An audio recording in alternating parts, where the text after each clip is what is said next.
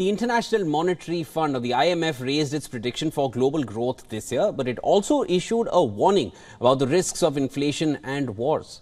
The global body cited China's fiscal stimulus and the United States' stronger than expected expansion as the reasons for the growth upgrade. Well, in its latest quarterly outlook, the fund predicted that global growth would reach 3.1% this year, which is up from 2.9% predicted in October.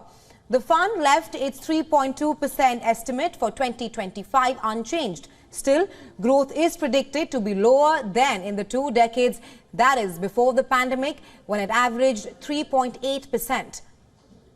The IMF cited tighter central bank policies and public expenditure cuts in some nations as the reasons. Now, IMF chief economist Pierre-Olivier said the global economy continues to display remarkable resilience and we are now in the final descent towards a soft landing, with inflation declining steadily and growth holding up. However, he also added here that, again I'm quoting him, but the pace of expansion remains on the slow side and there might be turbulence ahead. Well, for this year, regional breakdown showed an upgrade to growth forecast in the US, China, India, Russia and Brazil. On the other hand, the fund cut predictions for the Euro area, Saudi Arabia, South Africa, Japan and Argentina.